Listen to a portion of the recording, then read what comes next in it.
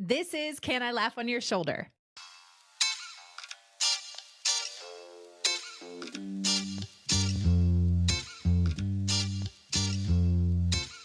And Tabitha, welcome to the show. New friend, thanks so much for being here. I'm so excited. Thank you for having me. Yes, I'm so excited about this. So with that, I want to just dive right in, waste no time, and have you give us the Tabitha 101. So who you are, what you do, and how you got to where you are today. I love it. I joke that this is the worst part of any kind of piece of being a writer or speaker is having to tell people about yourself. Yeah, the struggle's real. The struggle is real. So I'm Tabitha Panariso. I am a wife. I've been married to my husband for 17 years. I'm a mom. I have 3 kids, 10-year-old, an 8-year-old, and a 6-year-old. So our house is very full, very loud. I often get notifications on my Apple Watch that we have reached the highest decibel possible for us to live in. And I am a Christ-centered and trauma-informed therapist. I own my own private practice here in Colorado Springs. And so that's my day job. And then just as of last week, I'm also an author. And it is a joy. Really, my passion is to integrate faith with theology, with mental health. And I love doing that just in my work as a writer, but also in my work as a therapist. It wasn't always like this. It's actually only been probably the last 2 or 3 years that I've really dived into integrating those things. Before that, I stayed at home with my kids for probably 8 to 9 years. Never imagined I'd be a stay-at-home mom, but I was given that gift. And prior to that, I was a school counselor. And so I was a counselor for kindergartners through 8th grade for several years at the beginning of my career. And so I feel like I can confidently say that I have lived many lives in the last decade or two. My high school reunion is coming up. My 20-year high school reunion is coming up. And I am just like, I don't even know how to sit in that because at heart, I just feel like I'm just still 21. I'm not a 38-year-old. I'm 21. Yeah. So I have had this conversation with quite a few people recently because I turned 40 this year and I had my 20-year high school reunion 2 years ago that I didn't go to. It's fine. But I am in a similar predicament, Tabitha, because I also feel like mentally, I'm like, I'm not almost 40. Like when I was little or when I was in college, like 40 sounded ancient. Yeah.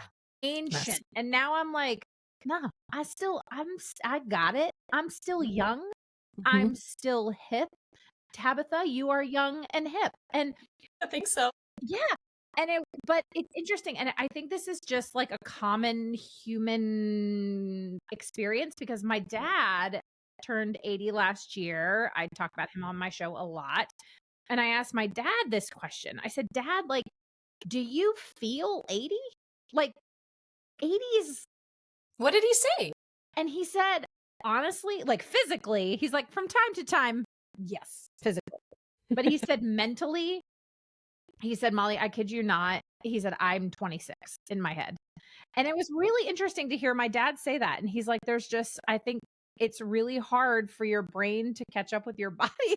Like our brains are just like, no, I can still do that thing that I did when I was 26. But then there are times like, where so my husband and I traveled last week. We were at a big conference in Kansas City and they had like a big, like a big gala and we had a private concert and we go to this concert and the concert's over and like we get back to the hotel and it was, I don't know, 10:30, 10:45 by the time we get back to the hotel.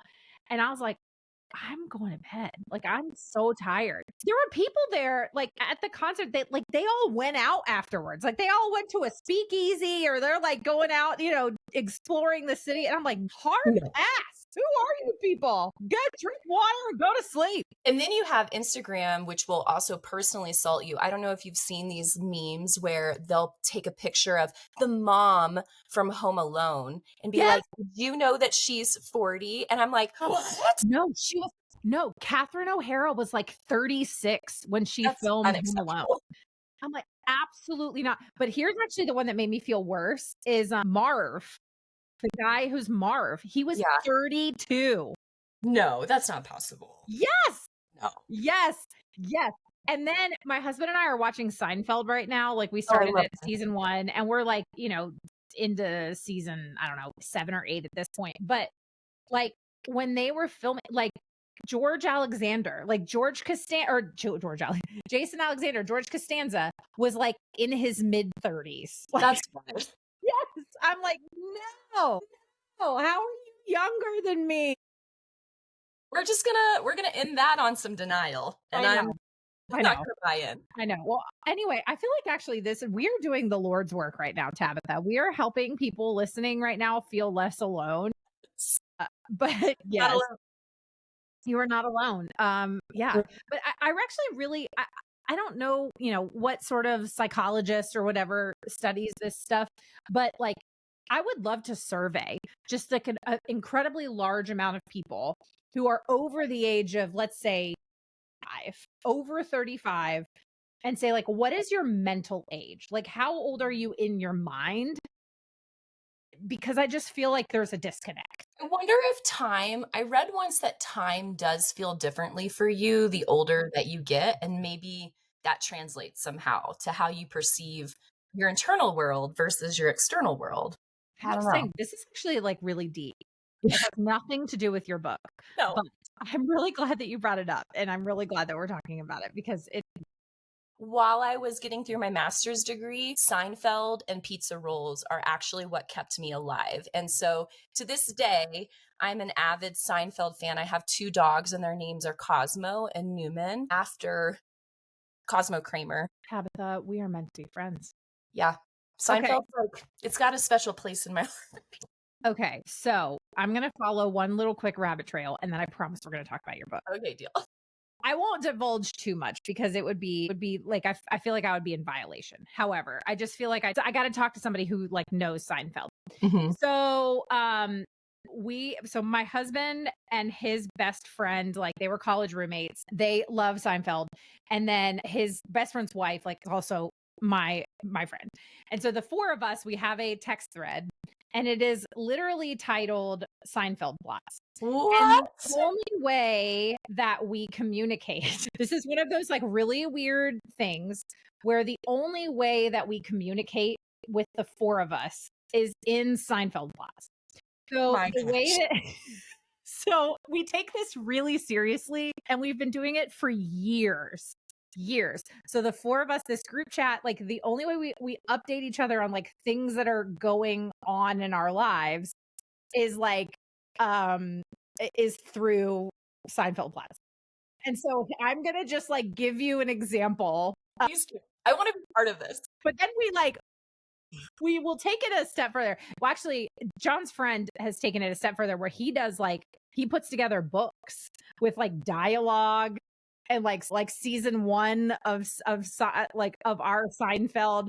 Yes, where it's like plots that you are like, this would be if Seinfeld was on right now, this would be a plot in a Seinfeld episode. That's amazing. So it's just That's like, amazing. So here's like one, for example, is Elaine uses 919-867-5309. At a supermarket she rarely patronizes to get in-store discounts, only to be asked, is your name Rodriguez at checkout? And then the second half of the plot is Jerry follows a horse home from work. So it's like little things like that where we tell each other things that are happened in our day, but it's in the form of anyway, this is really niche.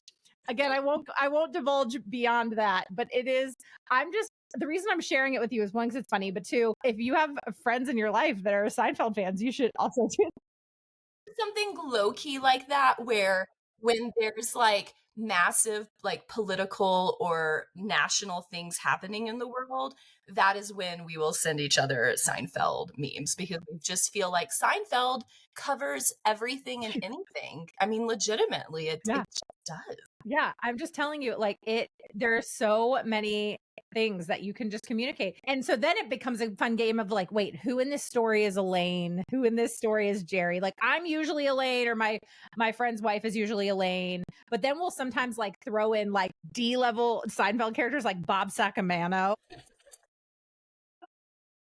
So anyway, it's really fun. Yeah, we have a Newman. So like there are certain people that like, and then it just becomes a guessing game of like, wait, who's this story about?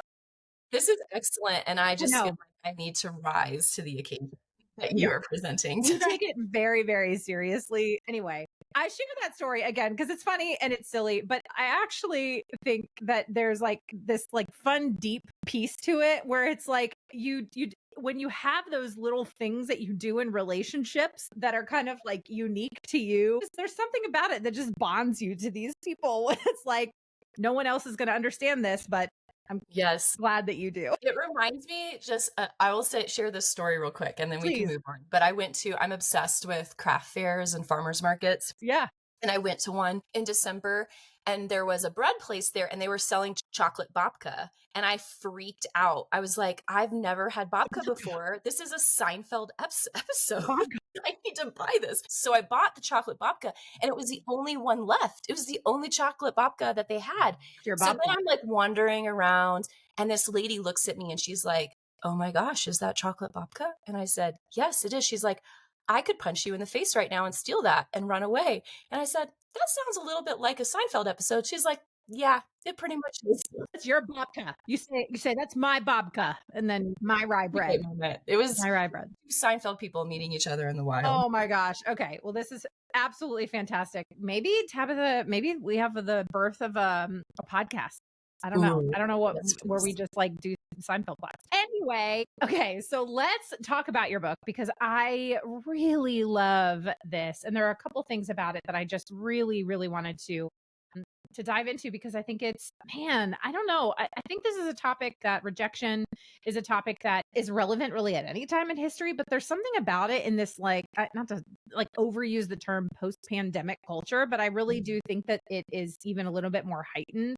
And then, of course, when you factor in social media and all of those things where you think, oh, you get FOMO or like I'm being left out or whatever. And then obviously it goes way deeper into family and relationships and stuff like that. But this is something that really affects all of us. And so your new book is called Loyal in His Love, an invitation to be held by Jesus when others let you go. And so one of the things you talk about in this book is where you say that you describe rejection as feeling like certain death. So how does this metaphor like of certain death, rejection as certain death, reflect the emotional and the spiritual toll that rejection has on us as people? Yeah. What's really interesting about that first is that after researching it, realizing that it's not so much as a metaphor as that is how often we experience rejection in our bodies, right? That when we feel like we've been outcasted or we have been marginalized by a group, there's a part of us that really breaks apart because we know instinctively that our survival really is based on being part of a group and belonging. And so there's definitely some like historical lineage that we carry with us and how we used to survive as humans. And I think how we still survive, it just looks very different, in this day and age. Spiritually and emotionally, I think it breaks us because it just invites this doubt into our hearts of whether or not we are too much or not enough. We very easily spiral into a place of shame and blaming ourselves for not belonging, not fitting in, not being understood. And that is really difficult to process and make meaning out of. Especially, I think, as you mentioned, the internet, it's interesting because I think prior to things like Facebook or Instagram, it was really easy, much easier to move on with your life after being rejected by somebody. I think it's a lot more difficult to do that now because we are just constantly being reminded of the people in our lives that don't want us. And so I think even just the constant nagging of, hey, look over here, look at these Yeah. people who Yeah. didn't care about you, who don't want you in their life, that can really hurt and feel so painful and just elongate our suffering more as we're trying to move on with our lives. Yeah. It's a common, everyone experiences it. at some degree or another at some point in their life. And you're right. There's, I mean, especially when it comes to like friendship or family, rejection, or, even connected to friendship or family breakups, where you lose someone and then, or you feel rejected by that person. And all of a sudden, yeah, you see them like posting on Instagram or Facebook and they're just like living their best life, like without a quote care in the world. But it's actually, you begin to then internalize all of that. Like, oh, well, what was wrong with me? Like, this is somehow your fault.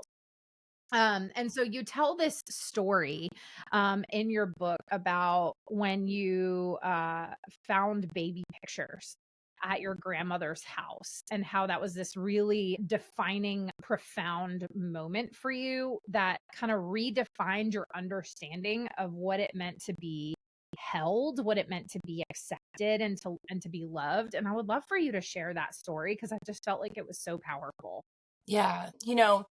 For most of my life, I just didn't have any baby pictures. And so whenever I would ask my mom, hey, what did I look like as a baby? What did I look like as a toddler? She really had nothing to give me, because my biological dad had all of those pictures. And when he left me and stopped coming to visit me after they divorced, he took those pictures with him. And as far as I know, probably destroyed them and got rid of them. And so for most of my life, just didn't think that there was really any evidence of my childhood. And so that was always really hard to, I don't know, just to negotiate in my mind of like, oh, especially when I started having kids, not knowing, do my kids look like me? Did we have any similarities? And so in the process of writing this book, at one point, my grandmother turned 90 and I flew out to Texas to visit her. And I was pretty certain that it was probably the last time that I would see her alive. And so I spent a lot of time just kind of investigating the house and just spending time in like the nooks and the crannies and looking at albums and reading journals and just doing all of those kinds of things. And that evening, it had been hours. I had been looking through every single album and I discovered 2 pictures of me as a baby. And I had no idea that they existed. It was incredible. And just remember feeling this sense of relief and feeling just this joy at knowing, one, just the significance in my grandmother bothering to keep those pictures, Yeah. right? And storing them away, not knowing what they would mean to me later on in life. But it was also that this moment where the Lord whispered to me, you know, these pictures obviously are significant to you, but really I want you to see that here you are today as the Tabitha that you've grown into. Here you are as this baby who had no idea the pain and the hardship that you would go through. And just connecting this beautiful arch of, I made it. I got through it. And I didn't do it without God. I did it with him. And really that was the only reason I was able to make it through, was because he held me this whole time. And so it was just a beautiful reminder of almost forgiveness towards not feeling like those pictures were significant. I know that seems weird, but it's memories, right? And so wondering why it wasn't important for those pictures to be saved and held onto, but knowing that even though people disappointed me, God really held me and was steady and faithful all the way through my whole story, even if I at times didn't see it and didn't know that he was there. Yeah. And too, like there's something to the deep, almost probably inarticulated prayer that was within your heart, of just this desire to see that, to this desire within you to connect with. I mean, I think about like my kids all the time want to look at pictures of themselves when they were a baby. Like there's this desire within us to like look at pictures or videos of ourselves, like when we don't remember what we looked like or what we Yeah. did. And so like there's this inner healing that needs to take place. And it's like this cry of your heart that was crying out to God of just this desire. And then he answers that prayer in a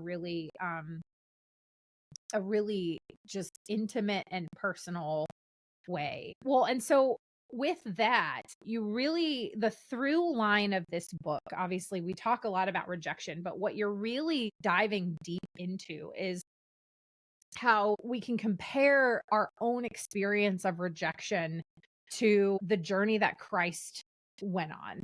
And obviously, like, none of us, like, because of Jesus, will experience the same level of rejection and the horror of the cross, but it's because of his crucifixion and his journey that we are a part of his family. And so I would love for you to kind of talk a little bit about that through line of that experience of rejection, how we compare it to Christ's crucifixion, and how really meditating on and understanding the rejection that Jesus faced actually helps those of us who are wrestling with or struggling with our own feelings of abandonment. Yeah. Yeah. I think it all comes down to understanding first what compelled Christ to take on a human form for us, right? That he and God were compelled and motivated by compassion for our brokenness, for mercy for our pain, right? And that by dying on the cross, he embodied that compassion. And I think a lot of times when we experience trauma of any kind, really, and especially if we live in this space of like self blame or shame, we aren't actually receiving the compassion that Christ has given us already. It's really easy for us to give it to other people. It's really easy for us to believe it in our head, but it's quite a whole different story to let it hit our heart.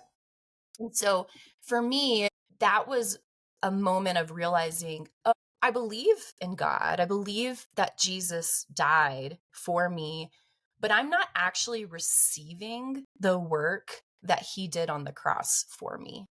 And so coming to this place of one, understanding that like he didn't extend his compassion based on merit or based on whether I deserved it or if I was worthy of it or if I was cleaned up enough, that he came for exactly who I am right now in this moment, the worst of the worst, right? And so being able to love myself and know that I'm beloved just as I am, and then to take that and practice it in extending myself or even just receiving the compassion that Christ is daily giving us because of the cross. Those two pieces, although maybe they could seem cliche to some people, I believe really when we are living in that, when we're actually surrendering ourselves and surrendering our stories to that, it changes the way that we navigate the world and navigate our hardship and the way that we respond to something like rejection, because it truly does then lose its power over us. It doesn't mean that it hurts less or that it's not going to happen. It just means that we know that we can squarely put that rejection, give it back to Christ, and Christ himself is going to cover it for us and redeem it for us and make meaning out of it for us. That's really good. One of the things that you also talk about is naming the pain and naming the emotions that you're feeling. This can feel, for people, that this is really difficult for some people because it can feel very almost like woo woo, that like naming your emotions and naming your pain is really crucial for healing. But it's really interesting that you talk about this in your book, because so my life group and I at our church, like, we're going through John Mark Comer's Practicing the Way course right now. And I can't remember what session it's in, so don't ask me. It's probably like 5 or 6, where we talk about where the session is really focused on sin and emotional health and the fruit of the spirit of self-control. But one of the practice that you're supposed to do that week is, he calls it name it to tame it. And how often we are like when we are really emotionally unhealthy. And there's another book that I actually want to mention that I that was a fantastic resource. You probably have read it because I feel like most people that I talk to have read it. But it's called Emotionally Healthy Spirituality. Yeah, Yeah. Tabitha's like, yep, yeah, I know. So I ended up reading that right after that session because I was fascinated by this. And that book, like, was mind blowing for me. It's by Pete Scazzaro. For everybody listening, please go read it because it's so good. But talking about like emotional, you cannot be spiritually mature if you are emotionally immature. And this can be, I mean, this can affect every aspect of our lives is if you are emotionally unhealthy. And so often, like, we might look at others and be like, oh, that person's emotionally like, you've got to look inward at yourself first. Like, are you emotionally healthy? Are you emotionally stable versus pointing it out in somebody else? And so I bring all of that up because you talk about the importance of naming emotions and pain and how that is so crucial for healing. And I would love for you to unpack that of why that piece is so crucial and how it actually feeds all back to this idea of rejection. But I mean, really, it goes so much deeper than that. Yeah, it's a really great question. And you're right. A lot of people do struggle with this. This is why I think a lot of people end up in therapy, is because Mhm. for a long time they haven't named what's happening inside of them. And that thing becomes the controlling piece of their life, right? So I think starting from just an emotional level, it's important for us to name our pain, name our feelings, because it's just like when we break a bone or when we are physically hurt. If we aren't able to acknowledge that pain, then it's only going to exasperate. It's only going to fester. It's only going to get worse, right? An analogy I like to use with clients is you can keep shoving all of that under the rug, but inevitably you're going to trip over it one day, right? Like it's only going to be held down for so long. And so I think when we can understand that we are triune beings, that we are mind, body, soul, we can also understand that what we're hiding or blind to emotionally ultimately is going to manifest in other ways in our life, right? Which is what I think Pete Scazzaro is trying to say too, is like you're going to experience that wound in your spiritual life. You might even begin to experience it in your physical life. You might start to get sick. You might start not to be able to sleep very well. You might start to feel anxious or even depressed. All of these things are interconnected, right? And so our desire to want to live blind to them really only is a detriment to our healing and our health, right? And so it is really important that we acknowledge what's happening inside of us. I think from a spiritual standpoint, I think I look at it as a piece of like, who am I dependent on? Right? I think sometimes our hesitancy in being willing to name our emotions or name our pain is because we have a proclivity to live independent from God. And we have almost like this narrative of, well, I can just take care of it myself. Right. Or like, this is too much for other people, or I'm not worthy, or I don't deserve the time or the space to talk about myself, right? And so I think when we can lament, when we can grieve, when we can name what's happening in us, that's us reposturing our hearts and allowing us to be dependent on God and saying, "Hey, I'm in your hands." And you're bigger than all of these things, and there is nothing too big in my own life that you can't handle or can't manage. And so I think with rejection, trying to tie it all back here, for me, when I experience rejection, what I experience is that most people would talk about it with like platitudes, right? Of, oh, well, everything happens for a reason, or, like, yeah. Oh, just whatever we want to throw at it to try to make it feel better in the moment. But that really is just putting a band-aid on something that's far deeper and more meaningful for some of us. And so for me, I really had to say, wow, like this actually has given me a limp.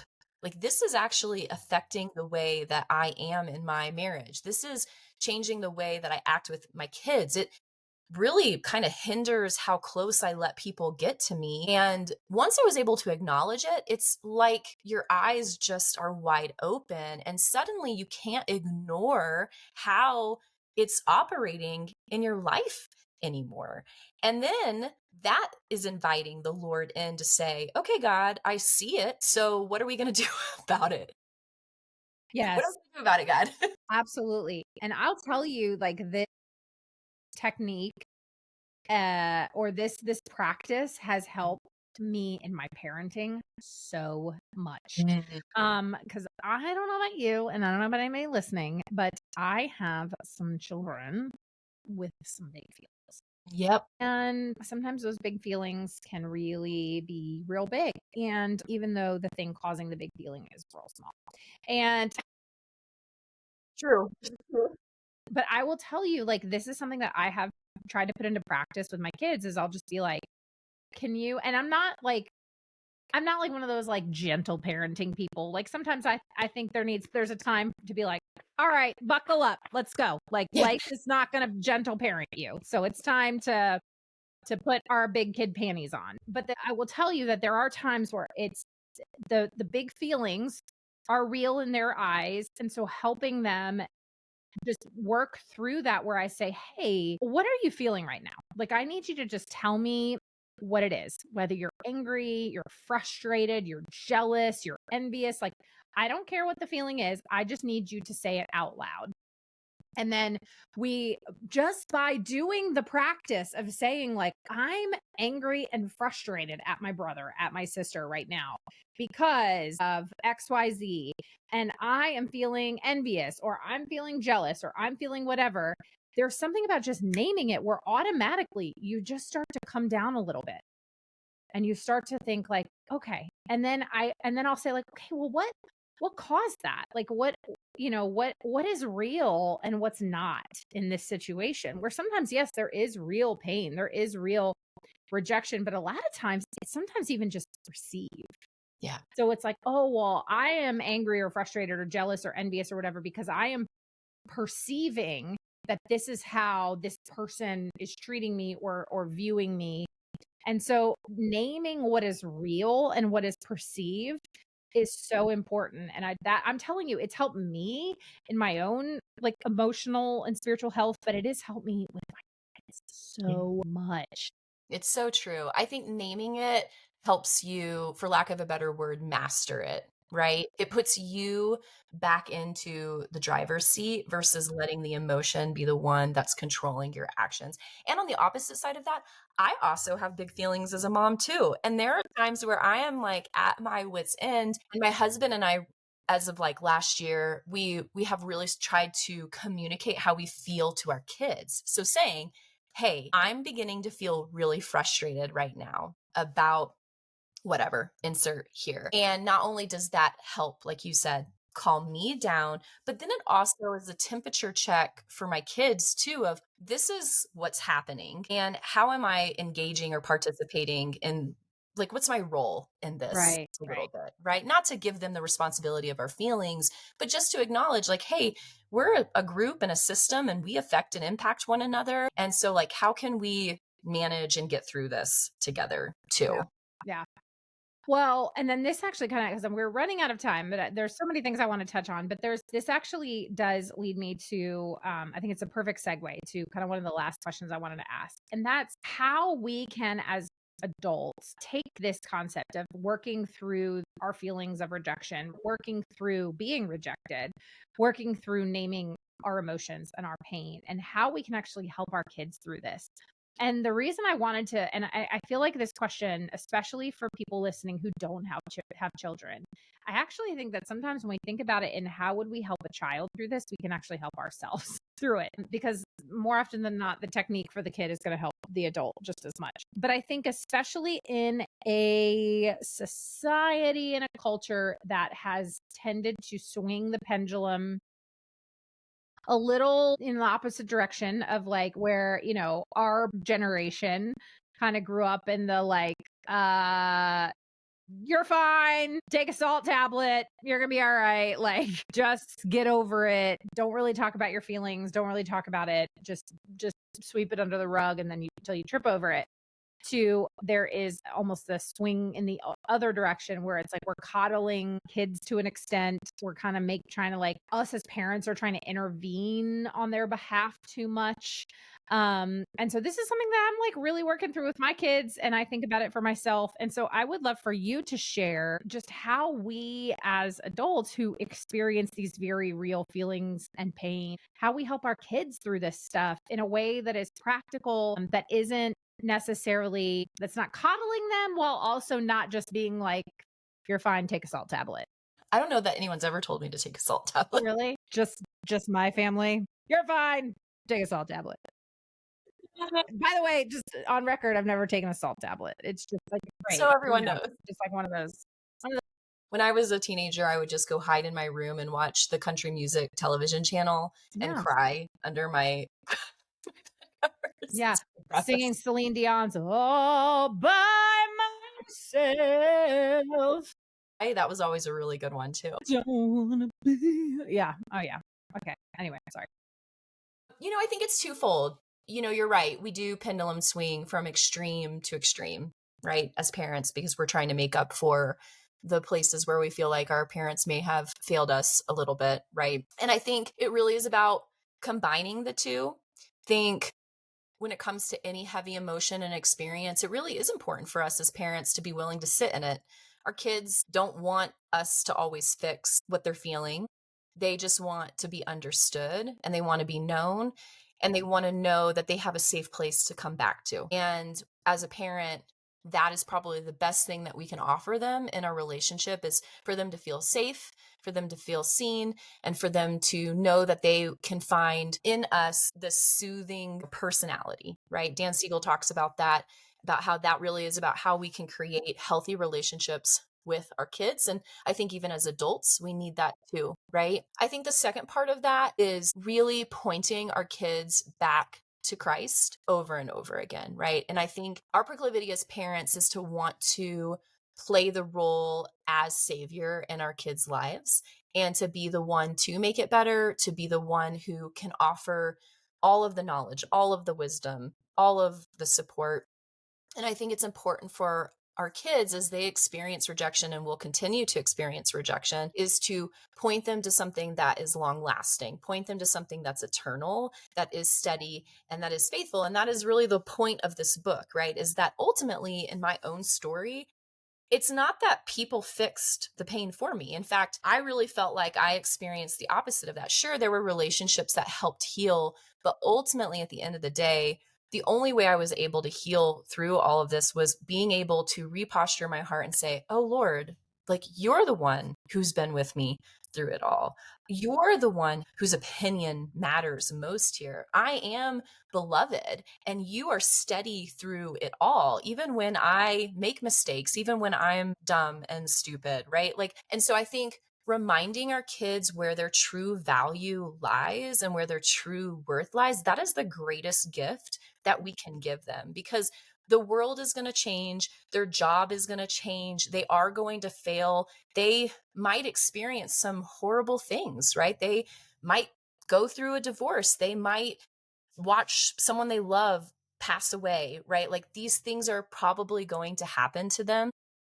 And it's not our job to try to shield them from that, but point to them to the thing that is long lasting, that they can depend and rely on. And I think that really is the journey for all of us, right? And so even as adults, as we're teaching our kids this, to also remind ourselves of this, and to look at our lives and say, okay, how is our life lining up with this truth that the Lord is steady and faithful no matter what? Like, okay, it was really hard to pay the bills this month. How are we showing our kids that even though that's really hard and tough, we are trusting God for provision, that we are trusting him to come through? Are we praying through that together? Are we grateful? Are we showing gratitude and contentment for what we do have, instead of like displaying this, entitlement for more, right? And so I think there's a lot of ways that we can even look at the atmosphere of our home and ask ourselves,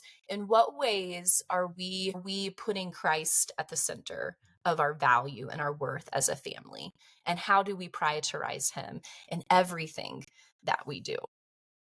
Man, that's so good. And like I said, not only is that applicable for kids, I mean, that is such a, I mean, that's something any of us can take away and apply. Tabitha, I love this so much. And I just have had so much fun with you. We talked about everything from Seinfeld to like, how old are we, to getting really deep into the psyche of our brains and Dream rejection. conversation.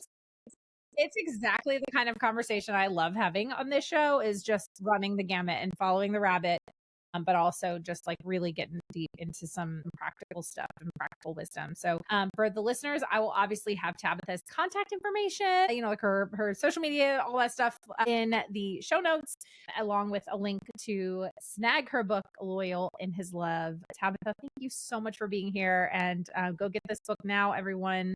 You can get it wherever books are sold. Thanks so much for being here. Thank you so much. This was so fun. Like you said, dream conversation for me. So happy. Yes. Elaine and Susan had a great time on their podcast. Okay. Anyway, actually, I don't think Susan and Elaine would have a podcast together, but it's fine. We're just going with it for now. So anyway, Get Elaine's name at one point or didn't know. It's fine. Oh man. Thank you so much, Tabitha. Thank you.